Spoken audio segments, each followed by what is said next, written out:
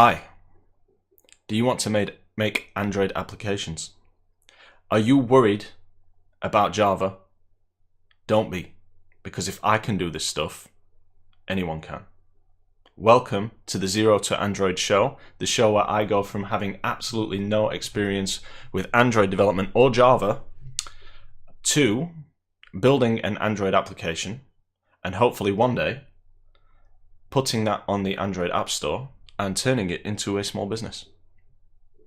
So this is now episode 40, which means we've spent now 39 hours, which is a full working week in the UK, coding in Android Studio and struggling against the almighty weight of its resource requirements. So where were we? Yesterday we did a lot of work looking at how to take a date such as the 5th of May and turn it into a Unix timestamp. We did that because we're building a schedule task manager, if you like, here, wherein you can specify a date and have tasks generated automatically at given intervals. So we've got every day working, we've got day of week working, and on this stream we'd like to get day of month and day of year working. And because we're so familiar and fresh with day of year because of yesterday's stream, we're going to start with that one. And I need to think about where we're going to start with this actually. Let's jump over to the notes from yesterday and have a look.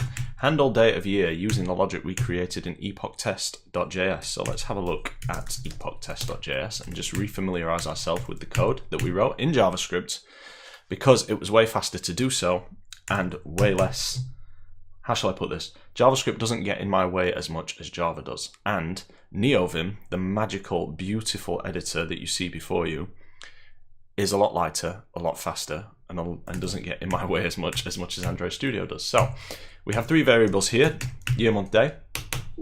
That's what we started off with. Then we worked out the number of years since the epoch, and the epoch, for anyone who wasn't watching yesterday, is the 1st of January 1987. And then we divided that by 4 to find out how many leap years we needed to add to get the top of the year. And by top of the year, I mean the 1st of January 2018. Once we had that, we figured out how many days worth of seconds we needed to add to that to get close to the date that we wanted. And then if it's a leap year, we add an extra day, which we do here, leap day 1. And that, when you add it all together, oh sorry, we did that here, didn't we? Yep. And that, when you add it all together, got us to the magical timestamp that we were looking for. So what we need to do is now replicate this functionality inside Android Studio. And we should probably start with the UI, because most things start with the UI, don't they? So here we go. Where is the prototype activity layout? Here. Okay, so as you can see, this is an incredibly complex piece of UI work, because if you look closely, you'll see that we have lots of squiggly lines. It's obviously very important. So we have duration and day of week. Now, day of week goes away when we change to every day, doesn't it? Yeah. So under duration, we need something for month and something for year. And how do we do that? First, we're going to break this constraint and move this down some. And second, we will add some new stuff. And the thing we've been using, actually, let's add a text view first. We'll put it here. And that text view will be the label for month. So we'll need a spinner for that. And also next to it, I feel like we should have another text view, and that will be the one for day. I may want to change this later actually, because we've got day of month. Yeah, we'll move that later if needs be. So spinner is kind of the equivalent to a HTML select box. We'll put that there and make it smaller. And this one will be constrained to there. This will be constrained to there. Everything should have a nice 16 border on it, but it doesn't. No idea why. Because I tell it every single time that I want to use 16 margins and it doesn't apply them. So this needs a margin 16 there. This one I want to undo that. I want to move to here. Yeah. Constrain it to... I don't want to constrain it to there, I want to constrain it to there. And it has a text baseline which I want to line up with this one.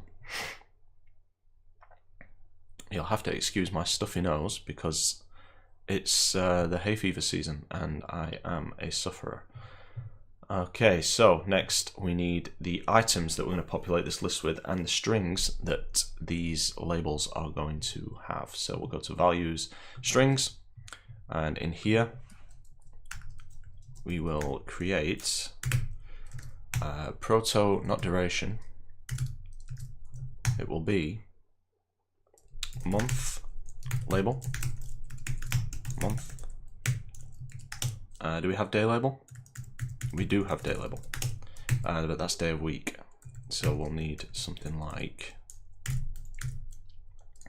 C2 underscore there and day of month label. C and tag and day. Okay, so we've got two labels there, and we also need the we need this, don't we? So we need something like this, and that's going to be this is going to be months options. Let's bring that in, copy that, and we'll do another one. Whoops. This one will be C2 underscore day of month options, and here that K shouldn't be there. C in tag, so I'll have January, February, March, April,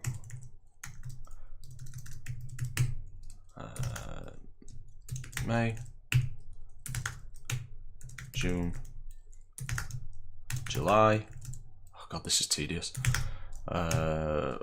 August, September, one of my favourite months, October, November, and finally December. December. There we go. Okay, day of month. This needs to be a list between 1 and 31, I think.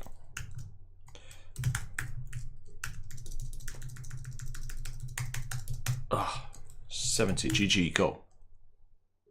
What did I just do? There we go. What was that at the top? That doesn't look like something we need, does it? No. 70 GG. Okay, C in tag. 3 down, 4 down, 5 down, 6 down, 7, 8, 9. Yeah, imagine how tedious this would be if I wasn't using Vim. So now we're in double figures. GG. C in tag 11, R2, R3, R, no, not F, R4, R5, R6, R7. You're even getting a lesson in Vim while I'm doing this.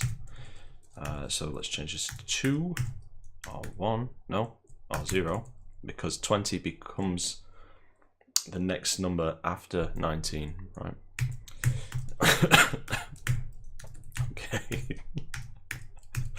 22, 23, 24, 25, 26, 27, 28, 29. Oh, have I missed any there? 11, 12, 13, 14, 15, 16. Doesn't look like it at a glance. Seeing tag 30, and last one, seeing tag 31. And I'm even considering having a 32 being last day, or maybe just last, because I'm not sure what to do yet. If they want something to happen on the 30th of every month, obviously February doesn't have a 30th, so what should we do then? Should we ignore the instruction, or should we roll everything back to the last day of the month if it falls after? I'm not sure. I'm not sure what the default behavior should be. Guys, if you were using this application and you wanted to set something to happen on the 30th of every month, and then you encountered a wild February, what would you do? What would you expect to happen? Would you expect it to be ignored, or will you expect it to happen on the 28th? That is the question I am asking to you all on the stream, and I hope that you will give me some direction, because I'm just not sure. Ignored. That's one vote for ignored. Ignored. That's 2 votes for ignored. I think I just need one more because 3 is the magic number.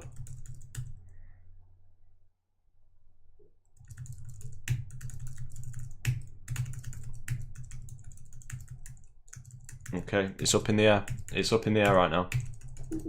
Okay, so do we have what we need to populate those lists? Let's have a look. Let's jump back over here. We can now change the text of this to month.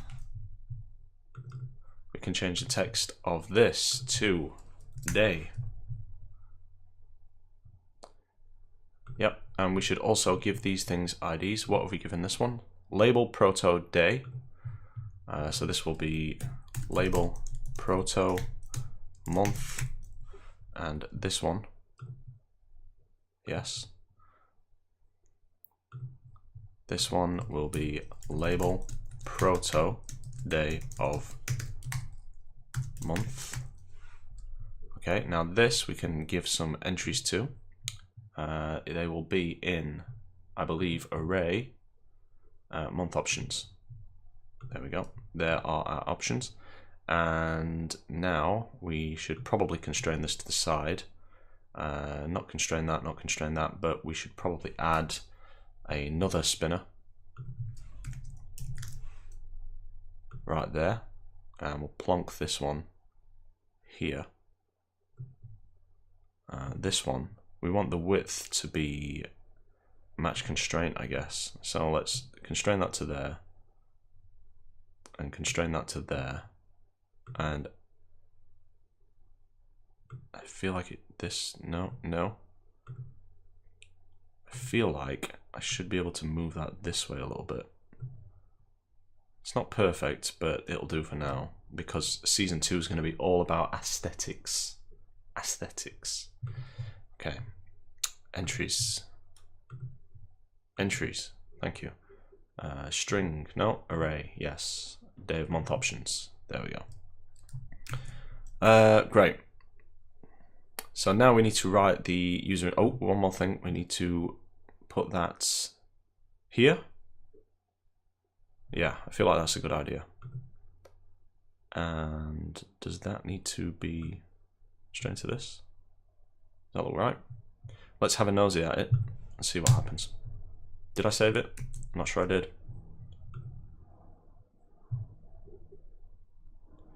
Build is running.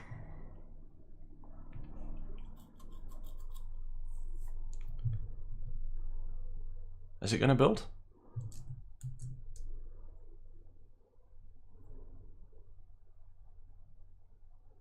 Java, everyone. Great stuff. Schedule tasks. Okay, it's here. So we have a problem. The problem is that that and that Oh, look what I've done. I've constrained it to the wrong place. Okay, so let's break the constraint that's causing the problem. The baseline is correct, but we need to constrain this here to here. And why has it done that? Okay, let's refresh. Apply changes. Nice. Nice. Yep, that was a South Park reference. Okay, great. This is good. So next, the logic that dictates whether or not this is visible. Let's jump to our prototype activity and GG up to the top. We'll have a look down here. We should have something in here that hides things. There we are. On item selected. So now we have day of year position to contend with. So we can do something like this. So RO, no, FO, there we are. Operation day of, okay, year. Don't leave your caps lock on, guys, that's not a good idea. Alright, so what needs to happen when we change this from everyday to day of year? Well, these things need to become visible. So we first of all need to get those things, don't we? And did we give those spinners IDs? Because if we didn't, we can't do anything. Let's have a look. Spinner, spinner 2. That is not what we're looking for, guys. We need spinner proto month.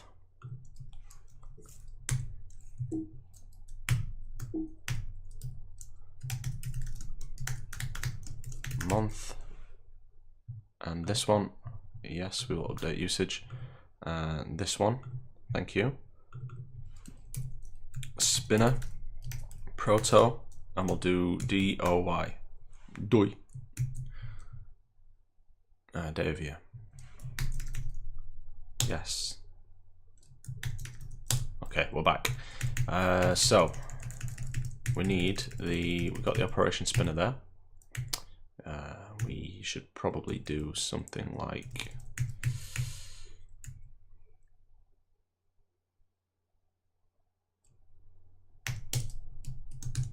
first we need the label, right? So let's copy this. So we have we will C2Y month spinner month. As you can tell, my fingers are a little bit tired today. And month label. Oh, Carl, chill. There we go.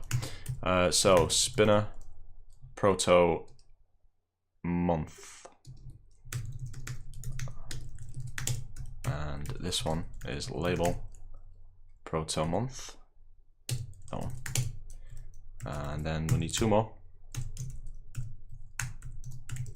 This one, C2 capital S, day of year, no, day of month, spinner, and then spinner proto day of DOY, that's it, and then this one,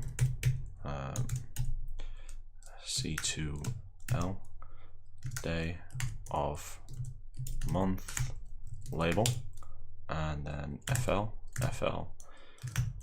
label proto DOY, or label proto day of month, that one. Okay, so now we have these, we can work with them, and they will need to disappear if this is the case or if this is the case. So let's first of all do that. Month spinner, month label, dot set visibility, gone.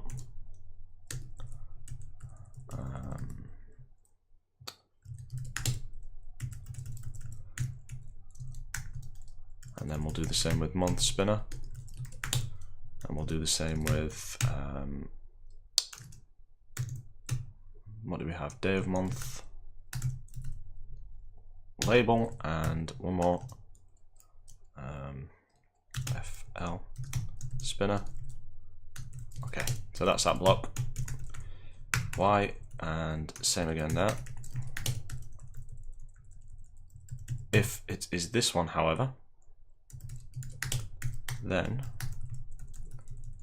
we will have, you know what, I feel like I might already have those in there and I've just hidden them. We should check. We should always check. So I have spinner proto month, button, there's the button, proto day of week, text view 3, not sure what that one isn't labeled. Guideline, operation, spinner duration, minutes, hours. Okay, so yeah, that's all right then. So we will set these to gone initially.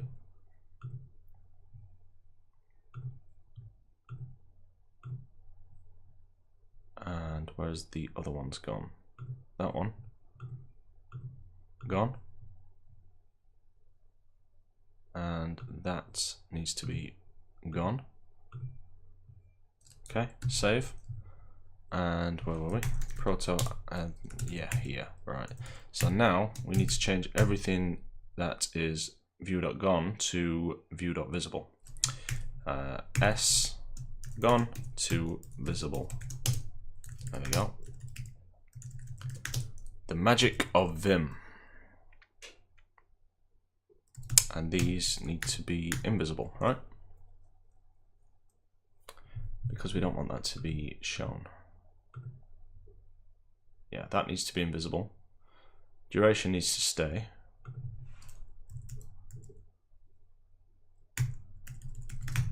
Gone. Gone. Okay. Let's have a look at that and see what happens.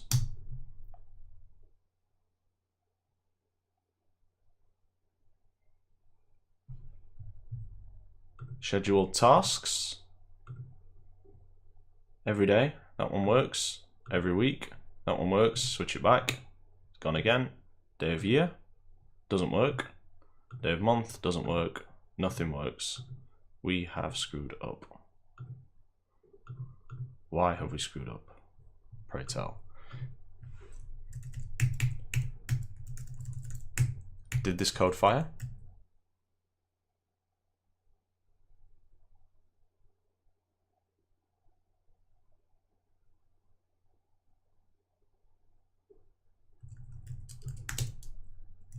Let's see if that fired. We will put breakpoint in. We will debug.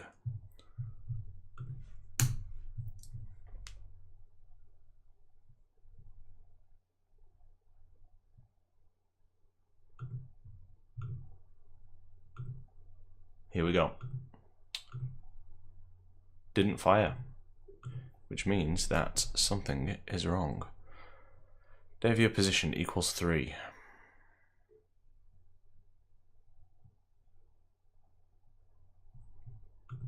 Zero, 1, 2, 3.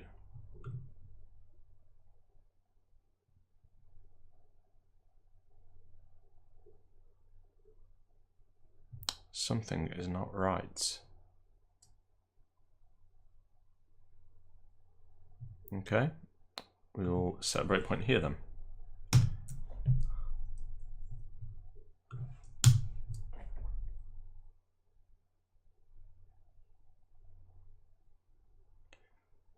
And in we go. Schedule tasks. Now we fire. Let's resume this one. Because what we want to happen is we want it to fire when we do this. And it has. So we can step over that one. We can see that position is 3. Yet this one has fired. Oh, if it's not equal. Yeah, my logic's all screwed up now. Foolish mortal. Resume. Stop. Fight. Why did we end up in adaptive view? That's not where I want it to be. So, Let's just make this super explicit, right? Because simple is always better. And when it comes to large if statements like this, it's always better. So if it is the day of week position, then we have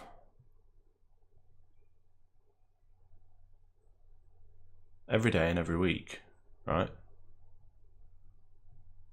Every day position is a new thing that we added. So if we do operation every day position, then the day spinner should be gone. Yeah, the label for that should be gone, and everything for the other ones is gone, right? So that is okay. If it is the day of week position, then they need to be visible and all those need to be gone.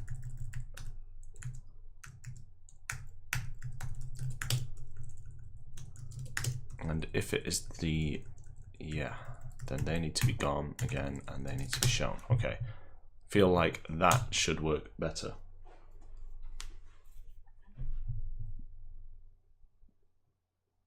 Here we go. Every day, day of week, nice. Day of year, nice. When we go back to day of week, yep, working nicely. Okay, so that is the UI logic. And how do I get rid of all my breakpoints? Don't want to mute them. Let's delete, get rid of all of them. And that's okay. So what's next? What's next is we need to pass through the information from these things if it's the right operation. So I'm going to grab all this here because I have a feeling I'm going to need it. Go down to here, and here, this is what we need to support. We need to do a, let's p that, or not p that, let's put them there. Let's not make them final because it's so final. We'll do case, and that's going to be prototype activity dot operation day of year there, and break. Okay, so if this is the case, then we have input days to contend with, and we have inputs months too, and that's going to be day of year spinner.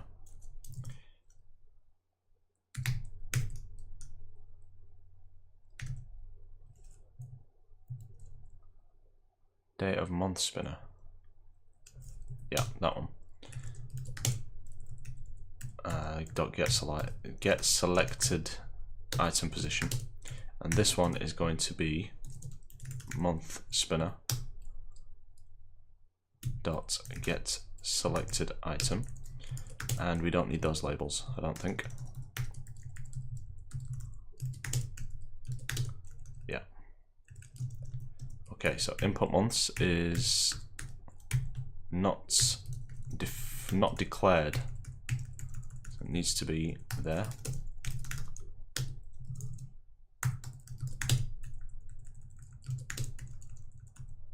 And now it's not used, which is okay. And I feel like they need to be, do we have a slug for this? No, so that is in focus lib. Let's change FD months and FD, there we go. C2 underscore months, and then back to the prototype activity, there we go, and now we should get autocomplete on that, there we go, lovely, that's all good. So we're now passing it through the chain, and that is not good because we need input months.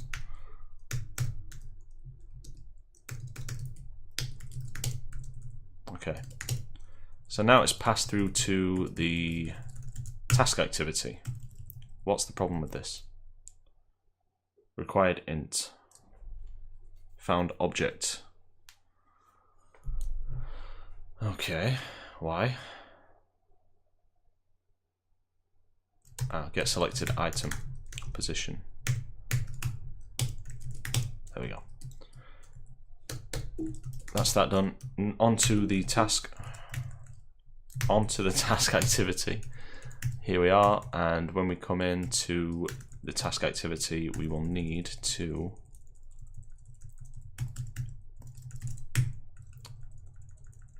get a bunch of stuff from here.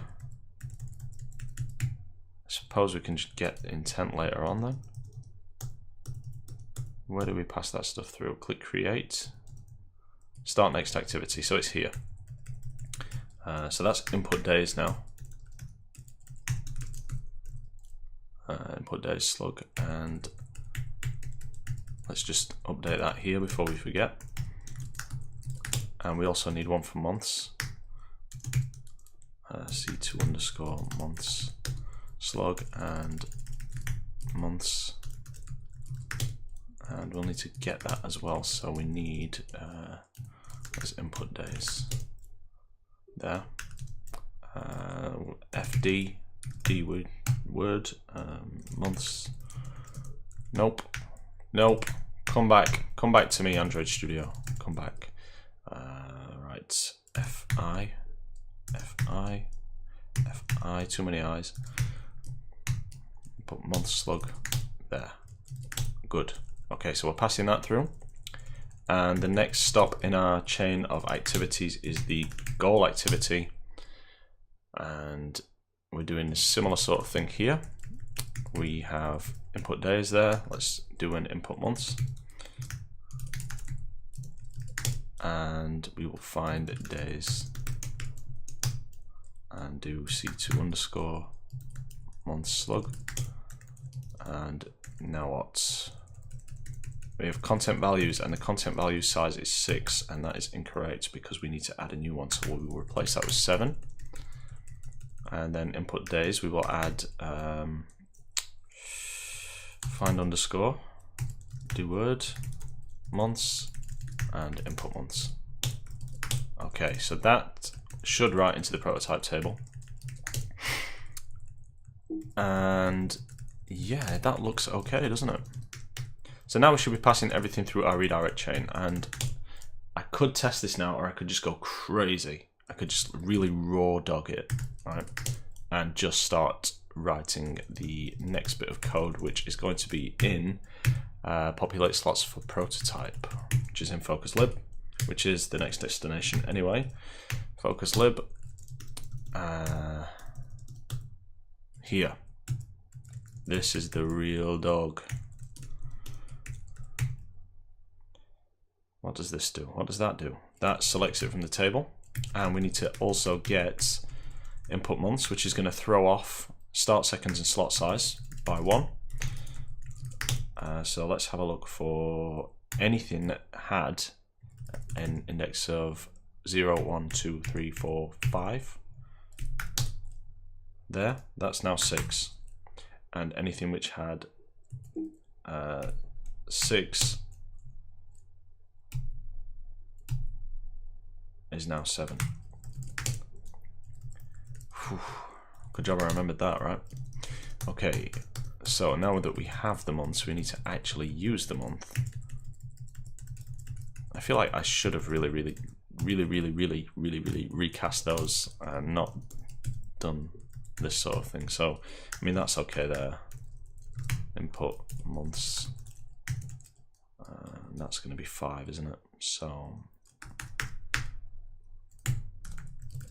yeah. And then we need to use it. And we only need to use it if the mode is right. So here we do top of working day and we work out. So this is the loop. This is where we do the work. In this loop, we go through a 30-day period between now and 30 days into the future. And we figure out whether, as we're looping through, if the day we're looking at corresponds to any of the rows in, is that right? Cursor move to first. Yeah, so we loop.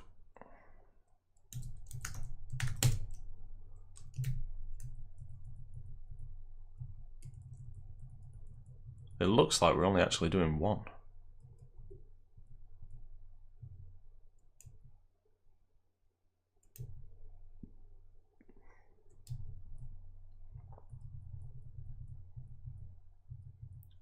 Yeah, that's a bug. Is it? No, it's not. It's not a bug at all. We are only doing one. We're only doing one because we're only working on the ones that we've just created. We haven't yet done the bit of code that will pick up every day and go through and generate all of them for that day. So that's fine. So what we need to do then is we need to start thinking about the operation. Because this assumes, well, let's have a look. Let's read through it and see what it does. First of all, it works out the top of the working day, right? And that is starting TS, which is now, I'm guessing, yeah, top of today, plus the number of days in seconds. Working day of week, this gives us the day of the week. Goal ID equals, so that gives us the goal ID. And then switch the third one in the column index. Let's have a look what that is. 0, 1, 2, 3 operation. If it's day of week, then we look for this. That's fine. Yeah, this is starting to make sense now, isn't it? And yeah. So we need another case. And this case will be focuslib dot prototype. Why is that day of year? Yeah. Yeah, and we need to get rid of that. Break. Something's not right there, is it? I guess it is. Okay, so what we need to do now is if focuslib dot month and day to timestamp, input 1, and input, should we do months first? Yeah, let's do months first, and input days equals top of working day, then do something to do something, yeah. Okay, so now we have an issue. We don't have input months or input days, or yes we do, and this function here, month and day to timestamp, takes no arguments, so that needs to take 2 integers. This one is days, this one is months, this one is days. Lovely. And does it return anything, this? Yeah, it does. It returns an integer. It returns a timestamp. Return timestamp. So we need an int timestamp, and we need to use now the code from here. Should we also pass in a year just for good measure?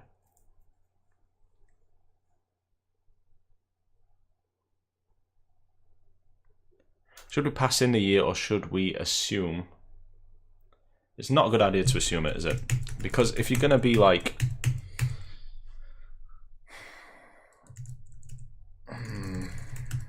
it's not a good idea to assume anything. I feel like that's going to cause me problems later in life. So let's do date to timestamp, and we'll do int year, months and days. Okay, and now we can just copy more or less word for word date to timestamp, and we'll need a we'll do current year. Now we have a problem in that we don't really know how to get the current year, do we? Because we need the current year from the timestamp, and I could use Java's date library for that, but that would suck. That would really suck because I don't like using libraries that I don't need to use.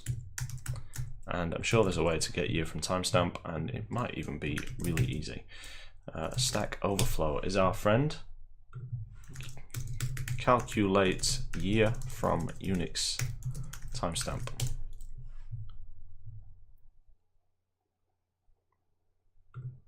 Not with SQL. Math. Calculate year from Unix timestamp.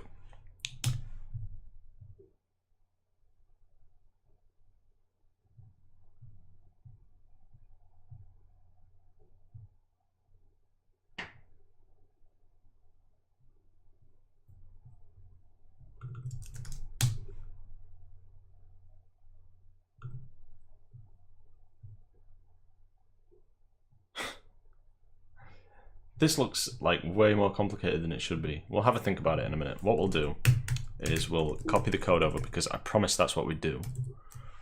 So we have day, month, and year, right? So year since epoch and leap days are the next things we need. So years since epoch equals year minus 1970. Which, as we all know, because we've been working with timestamps so much on this stream for the past couple of months, the epoch is January the 1st, 1970. Next one we need is leap days to add. And we calculate that by doing the year since epoch divided by 4.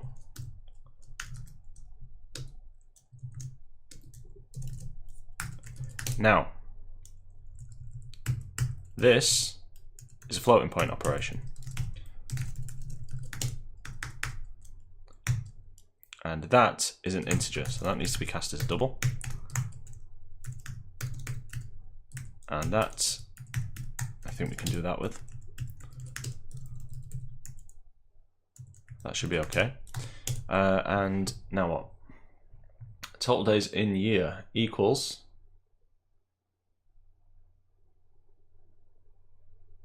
YSC times 365 plus LD. So int total days in year equals year since epoch times 365, and then what? Add leap days to add.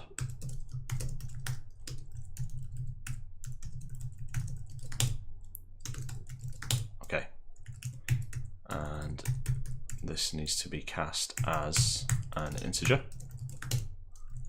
but that is going to cast. How's that? Okay. What's next? We have top of year timestamp, and that will get us the timestamp for the year, and that's total days in year times by 86,400.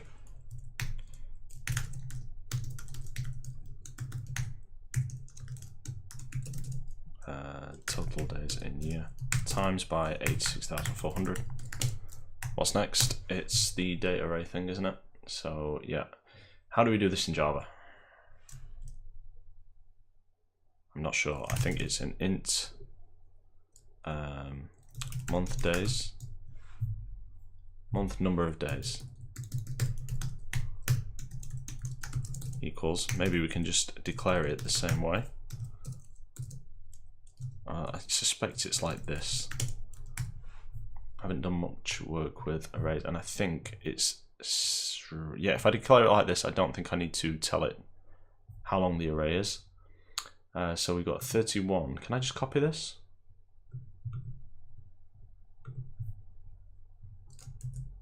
No.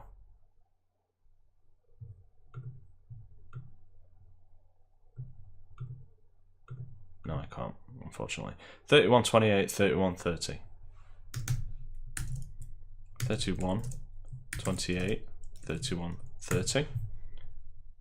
31, 30, 31, 31.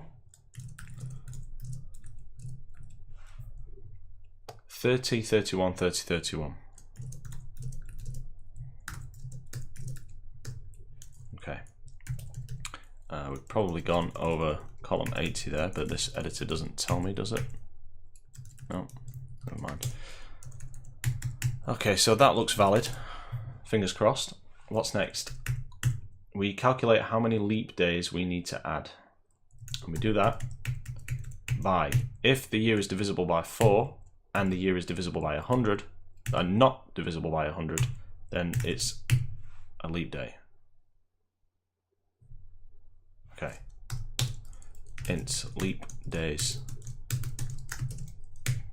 to add equals 0 if year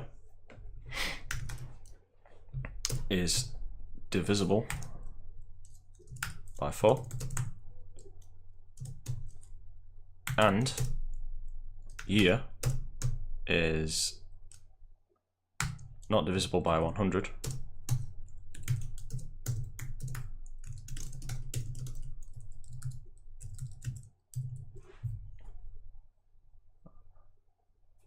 Yeah, that's right, leap day equals 1.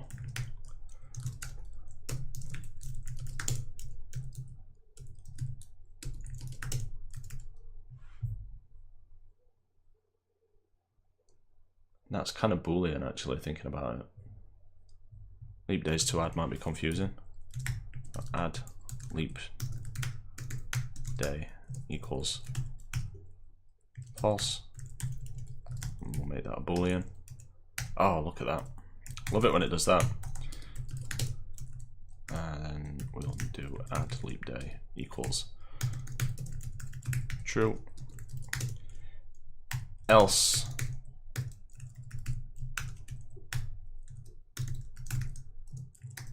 if stop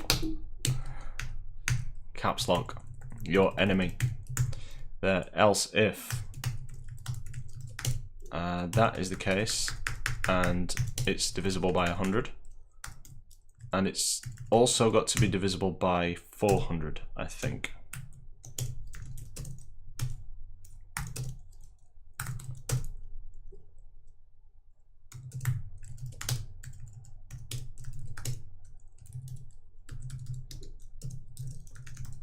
Okay, let's have a look at that. Let's just check. So yeah, it's got to be divisible by 4, 100 and 400.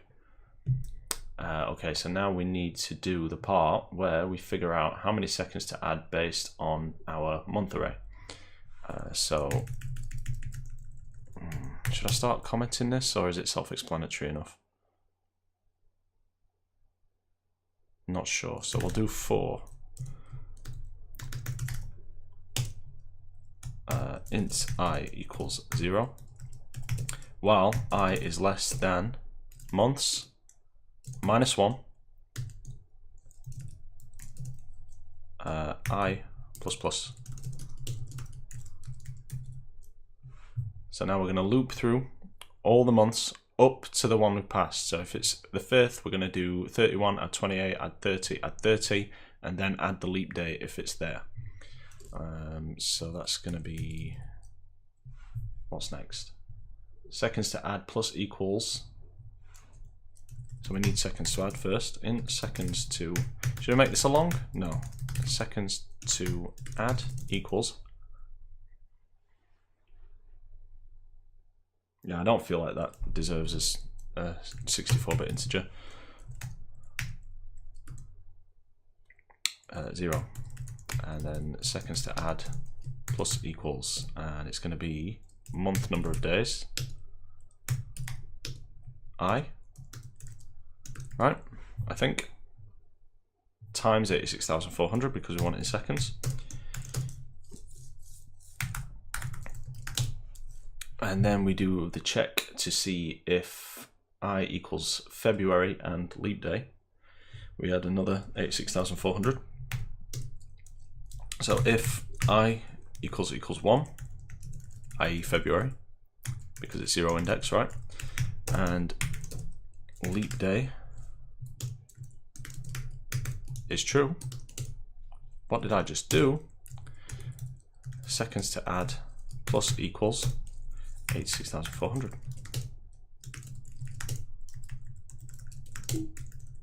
almost there.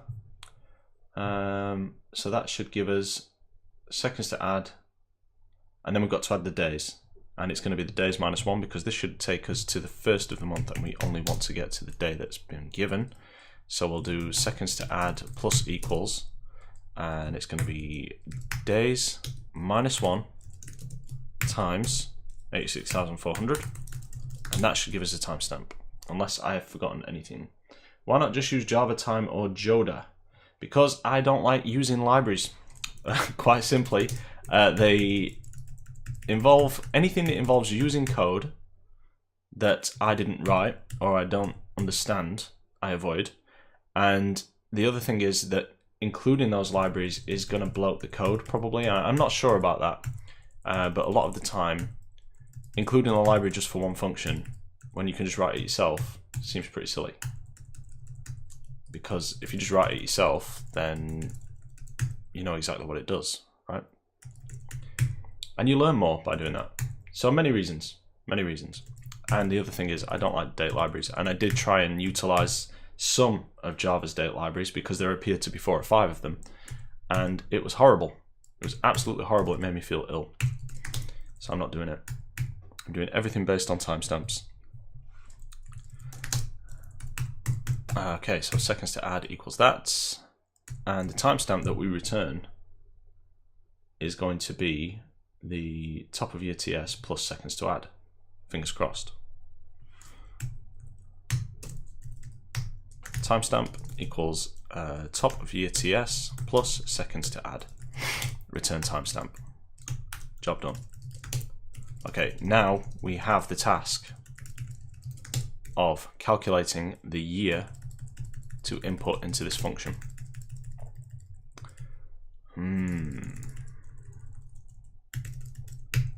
I feel like we need another method for this. Public static integer timestamp or year from timestamp.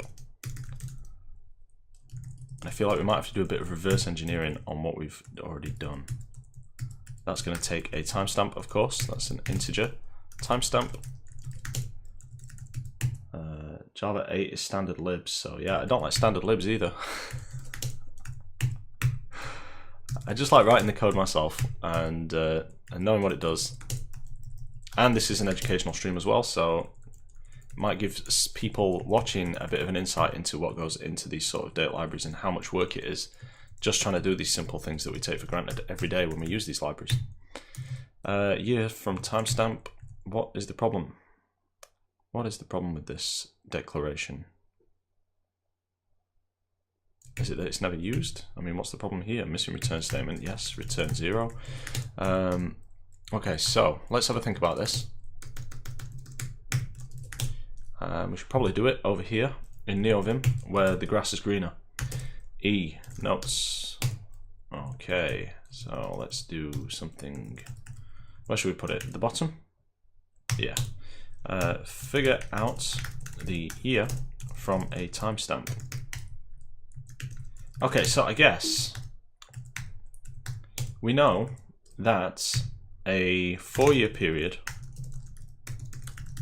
contains 365 days times 4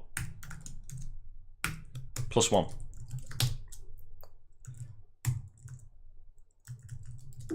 Right? So maybe we should start by taking the timestamp. And you know what? Let's actually do this, shall we? Let's do the thinking here, and then we'll jump over into JavaScript and test it out. So if a 4-year period contains 365 days times 4 plus 1, then if we were to do, let's 365 times 4, so that's 1460 plus 1. That was right, wasn't it? 365 times 4. Yeah, 1460. Then if we do timestamp modulo that, then that should give us 4-year chunks. What's the right word for a 4-year period? Is there one? Or am I just like Should we call it? Okay, I'm not going to say what I was just going to say because that is offensive. But what happens when you take the word quarter and the word year and then you try and abbreviate them?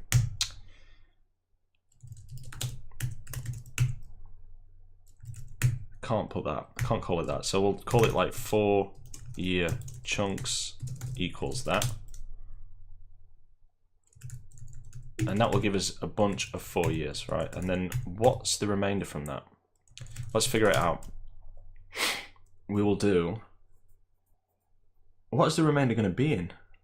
It's going to be in a decimal. Leap year period, I like that. I like that. RNDYYY TV, Randy TV.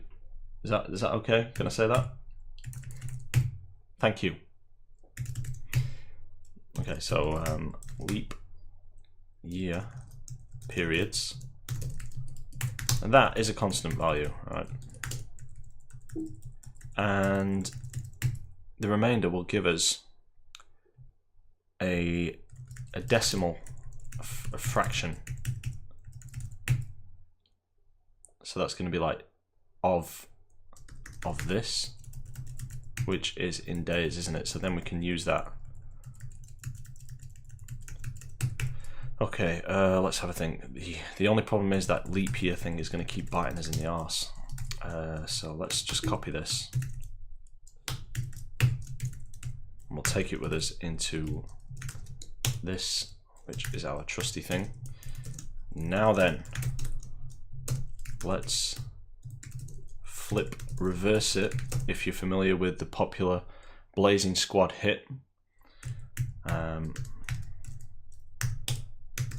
That's what we're going to do. We're going to flip reverse it. So we're going to need a timestamp, and let's just paste. I think it'll be my 0 register. There it is. Trusty Vim, never lets you down. Right, so we need timestamp, don't we? There, timestamp equals.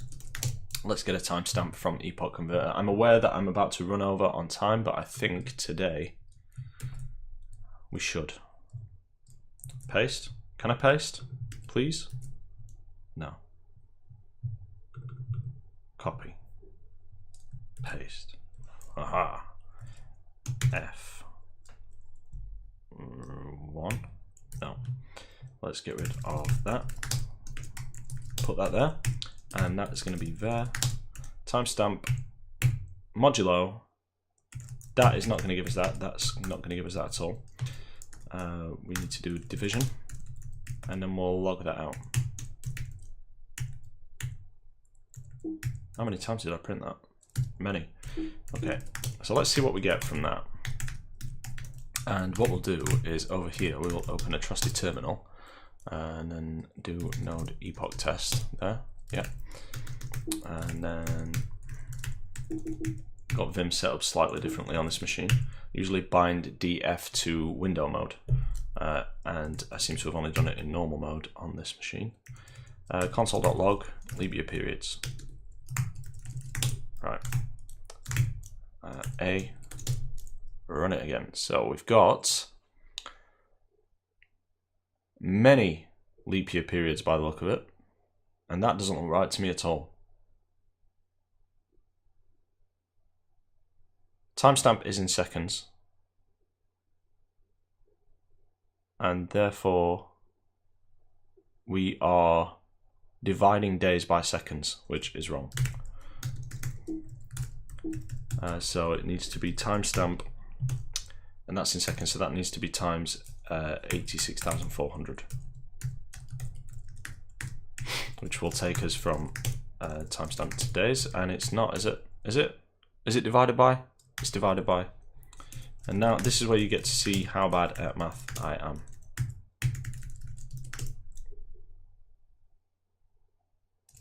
Yeah, I think that's okay. Right, so leap year periods 13.1. So 13 times 1,460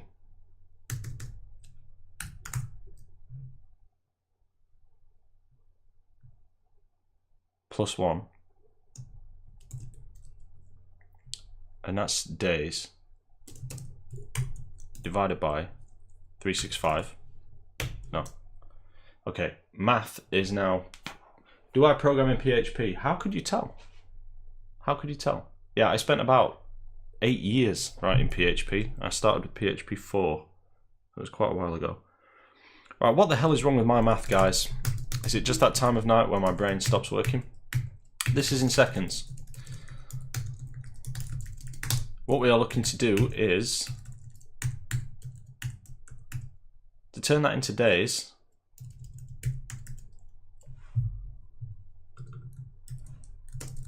We would divide it, wouldn't we? We would divide it by 84,600, right? And that's 18,000 days.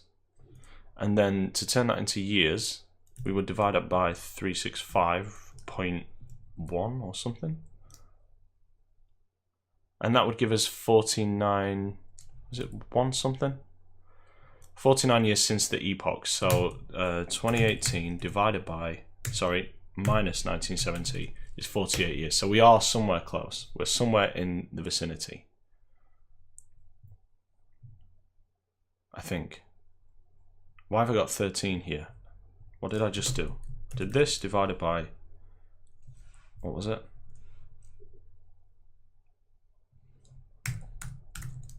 That.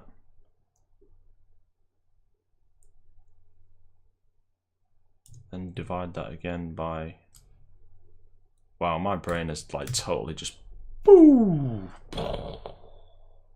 That's it.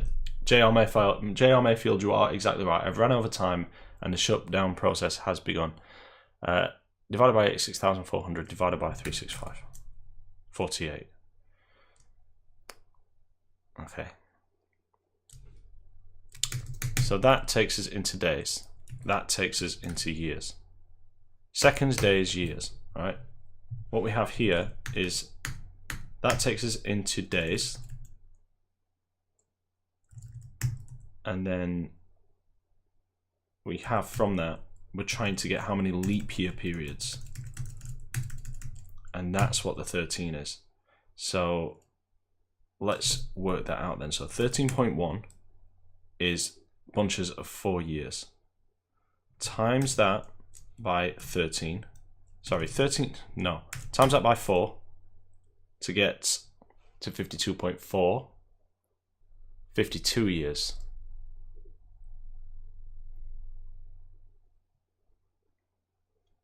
No, that's wrong.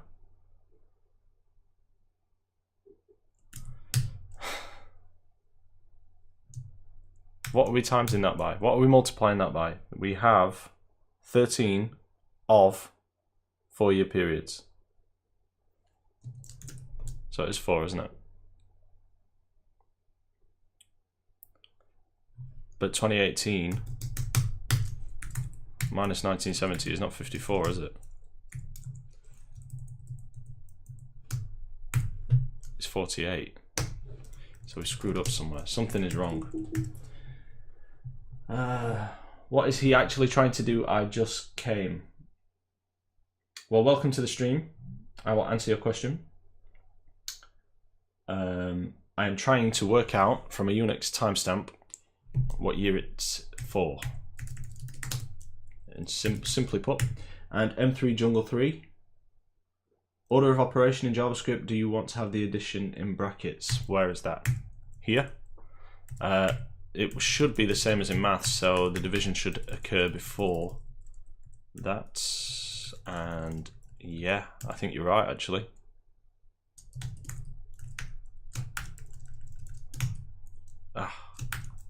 Yeah, the shutdown process is real. What am I trying to do here? End of line, insert there, thank you. Append there, thank you.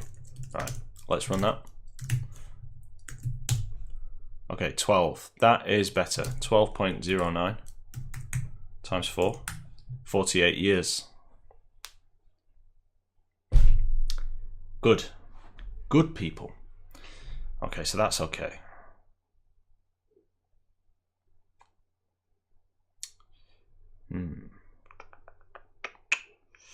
So where do we go from there? we now have 48.36 years. So all we have to do is add that to 1970 and drop a math dot floor it, and that will give us the top of the year. Oh, that worked out nicely, didn't it? So we're nearly there, because we can do the year, or no, give it something good. The sparkle equals leap year periods times 4. That's the first thing. And then add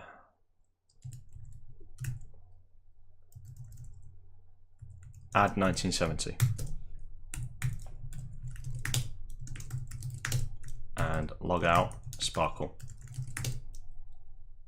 And that wants to be math.floor because we're in JavaScript here, and that is the correct way to do things. 2018. That felt so good. See guys, how much more fun was that than just using a Java library? It was way more fun. That was fun. Okay, so we are over by 6 minutes. I will entertain post-stream questions, but I'm going to end the stream here, jump over here into my notes file, make a note at the top that we need to implement our timestamp to year function with the logic in the bottom of epoch test.js so that I'll know where to pick up tomorrow. We're very, very close now, very close to where we want to be. To do, pick up here, check my changes into version control. End of episode 40. Wow, that's gone so fast, guys. It really has. End of episode 40. Started. Let's have a think about what we did. We updated the schedule task UI to accommodate day of year operations. We then updated the redirect chain. Not redirect chain. Activity chain. Thinking web there. Chain to accommodate input months, and started working on the logic that will detect whether a day of year rule should apply to the loop iteration. Okay. That's good. Let's commit. That's a lot of work for one day. Commit. Great. So, doesn't look like you guys have got any questions, but I'll give you an extra couple of minutes, and if you have, I'll do my best to answer them. And what I should probably do actually is read back and see that I didn't miss any. So M3 Jungle 3 says foursome. That would have been a really good word for that variable. Thank you. Yeah, I can't believe I missed that. Do you program in PHP? I've answered that one. Order of operation, yeah. No clue. You ran out of time. Okay, so yeah, looks like I've answered all of your questions, guys. If you are new to this stream and you want to catch up on previous episodes, I have a YouTube channel here, Coding with Carl. Pop by and subscribe, and you will get updates on all the episodes that you miss. Or if you want to go back and rewatch me doing this in double speed, that's kind of fun too. And this episode I'll upload within the next few hours. And yeah, I think that about wraps it up for today. Okay, I've got one more question from J.R. Mayfield. Would you rather fight a duck-sized rhino or a rhino-sized duck?